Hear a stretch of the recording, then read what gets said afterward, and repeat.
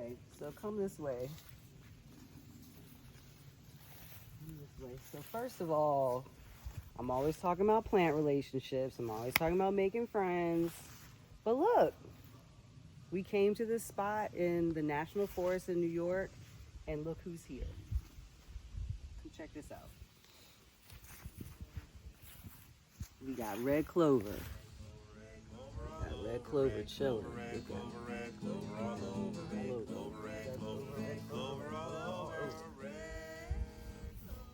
We got plantain. We got broadleaf. Plantago major. Look at that. We got dandelion. So if you were hungry, check this out. And this one, now you might feel like I always see those. But check this out.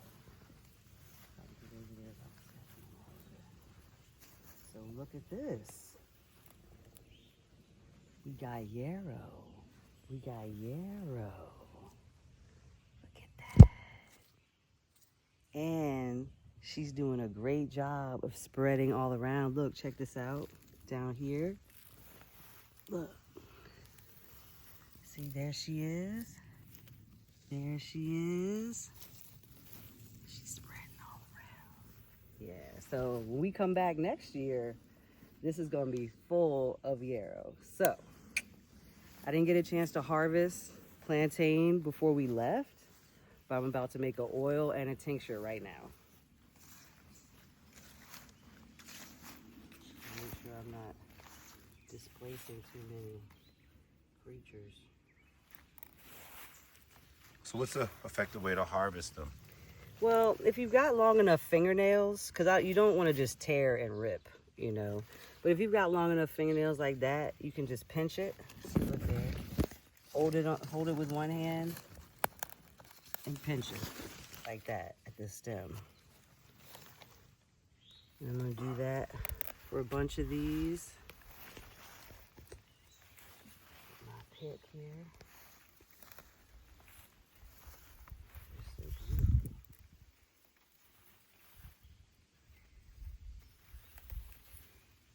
You may be wondering, what are you going to do with that plantain oil once you make it? Well, I'll tell you.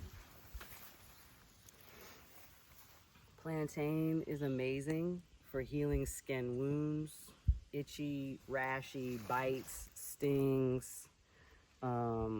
Internally, the tincture is going to be great for helping respiratory issues, and that's my main focus.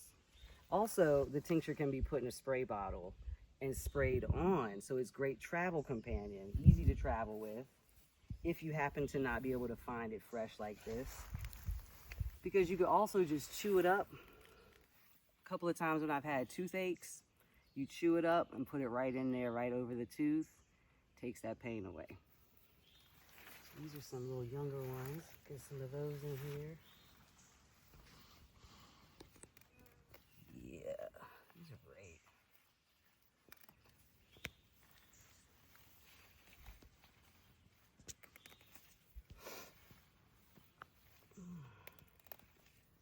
I think I've mentioned multiple times to let it be dry out when you're harvesting as much as you can, so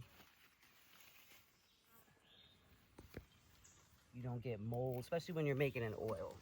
But we'll talk about that when I'm making the oil.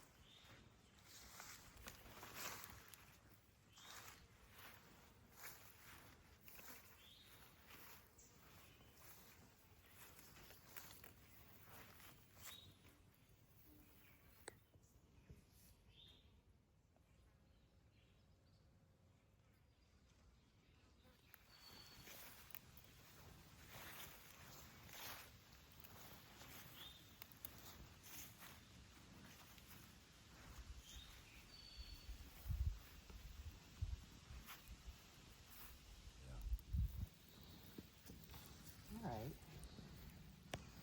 it's a good bit. See, my jars are pretty small, so let's see how far this gets us. Alright, I'm gonna find my scissors.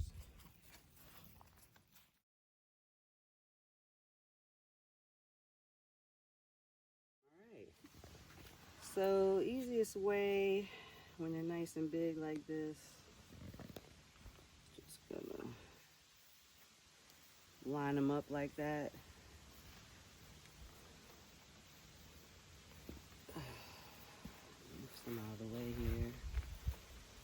Just roll it a couple of times and just cut. Actually, I'll show you in the jar. So this we cut. Just cutting off pieces. And those little pieces right here. Cut down the middle.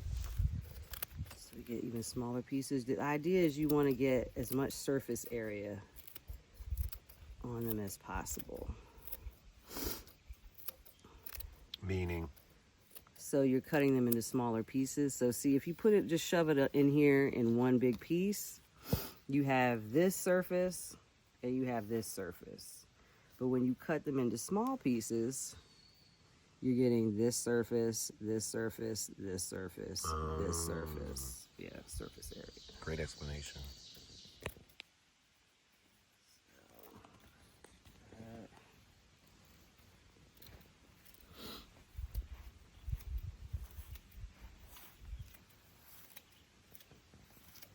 Something I'm noticing as I'm cutting these, it definitely must have been raining here quite a bit before we got here, is I'm seeing a lot of moisture. See that? Glistening? Can you get that? It might be hard to pick up on the camera, but I'm seeing a lot of moisture. So what I'm going to do with this is make a tincture. And then I'm going to harvest a little bit more and leave it on this and let it wilt a little bit. So I'm going to let some of the water evaporate, dry out of it. And then I'm going to chop it up just like this. Fill this jar, as you're going to see me do with these. And then I'll make the oil. Because you want as little moisture as possible when you make an oil. Because you don't want it to mold.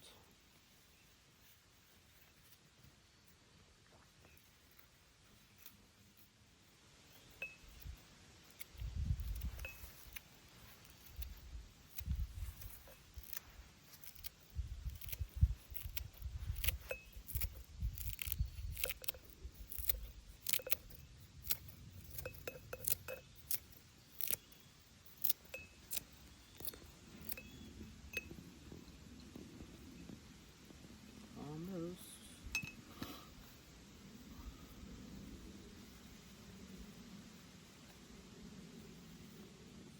Now look, it looks full, right? It looks full. And technically it is at this moment. However, watch. See that? Because you want this feeling. See that? As my teacher taught me, like a fairy mattress. So you need a little give. You don't want it packed so tight because you want the oil to be able to get in there. And at the same time, you want to have enough material in there. So probably what I have in my lap is enough. If not, yeah, that's a big one. Look how big these can be. There's some at home that are bigger than my hand. This is the broadleaf plantain. See these ribs? Here. Ain't she beautiful, y'all? Yeah, it's such a great plant. Almost there. Is this gonna do it? I think so. Oh yeah. I like to leave a little space at the top. Just a little. Why so? That lip there. So I can get everything, especially when I'm making an oil, so I can get everything under the oil. Okay. Yeah. And since we're traveling, this is gonna be a tincture, so that's not the same issue, but I've been trying it out at home to put a cloth like this over the top and just put a rubber band on it when it's for an oil. And that way you can let a lot of moisture escape so that you reduce your chances of it molding. especially when you live somewhere where it's like really humid. It's not much of an issue when it's dry. Look at that. See my foot's itching? All I gotta do, chew up some plantain. Put that on there. We don't have to get that. Oh, it's not even ashy. Isn't that nice? Okay, so. Her feet look very natural. Natural you. All right, so we're gonna do tincture first. Because I'm gonna cut some and just lay it out for when we're driving. And then I'll make the oil later.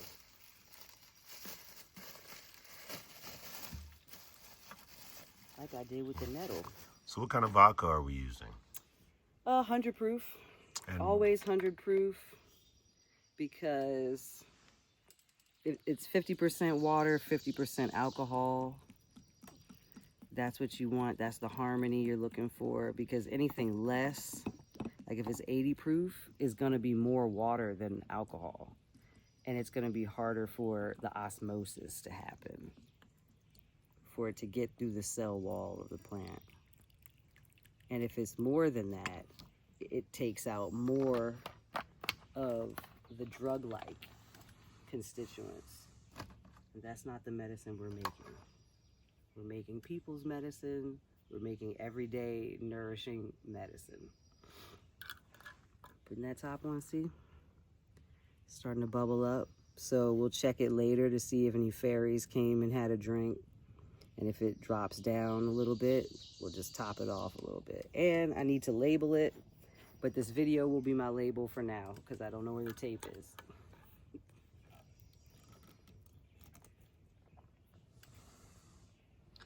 more information and details about this wonderful person and their herbal remedies at houseoflucaya.com.